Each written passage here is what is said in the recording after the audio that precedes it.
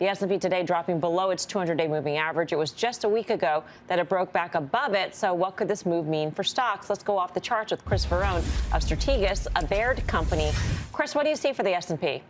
Well, I think it's a very trendless environment. And what we show you here is just the S&P over the last 2 years. And we're smack in the middle of what has actually been the range now for the last 6 months. For the last 6 months, we've traded between 43.25 on the high side and 36 on the low side. We're 39 and change today, smack in the middle. I think if we're ultimately going to break up and out of this range, we need to see the new high list really expand. So something we watch, the number of stocks at 3-month highs. I want to see this surge, 35, 40, 45% of the index meet that hurdle. It's exactly what we saw coming off the 2020 lows. We saw at various points in 2021.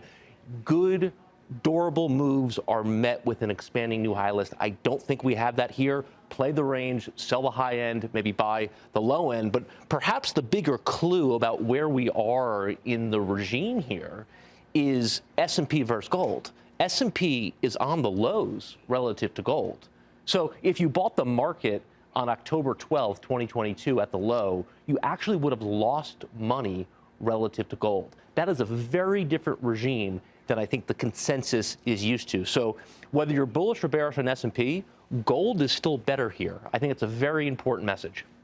And we also want to touch on your call from Apple last month. It was sort of controversial because you said you liked 100. Those were your words. Yeah. You still see it heading to 100? I do. If it was controversial then, it's just as much right now. We've had a very, I would describe, tepid bounce in Apple over the last couple of weeks. We failed at about 140 today. That's that downward sloping 50-day moving average. I think the relative profile is still quite weak. The 200-day moving average is now flat and turning lower. Big reversal under the 50-day today. But let's just think about this behaviorally.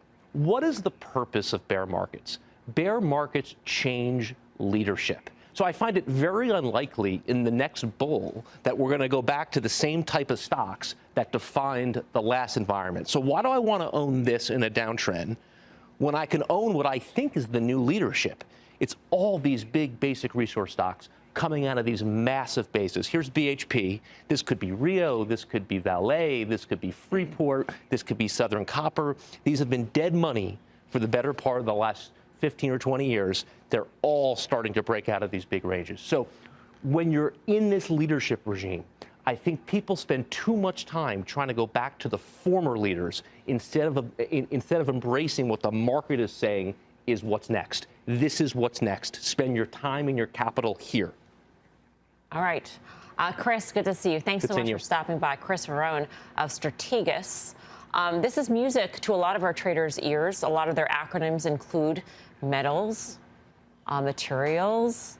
Tim, you're looking at commodities. Yeah, I think, boy, BHP, Rio Tinto, names I'm long, names my clients are long. This is a case where if you look at copper prices, they're up 15% this year. This isn't a trade that is at all fearful. It's not just about China reopening. I'm not telling you that the global demand is going through the roof. I'm telling you that we have a decarbonization trend going on in the world, which means you need a lot more copper on renewable and electric grid expansion and things that are just, if you listen to Glencore, and I was listening to their investor day today because this is what I do sometimes, and they pointed out that they actually think copper needs to go to almost $7 a pound. It's now at $4.22 a pound for a significant period of time to wipe out the demand and get it back into supply demand. So I think, between China, between what's going on, I think actually in just trends that are going on in the world in terms of renewables and whatnot, copper was always a limited supply disruption kind of a metal. I think these integrated miners, I totally agree with Chris,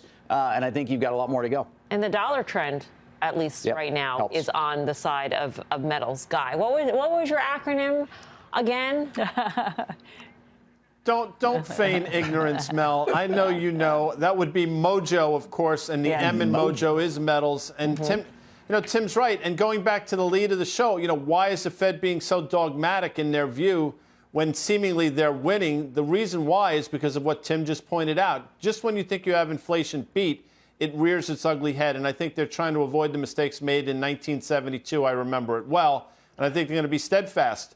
So commodities can go higher from here, significantly so. And I think metals, mining, and these resource names, this could be the year for them for sure.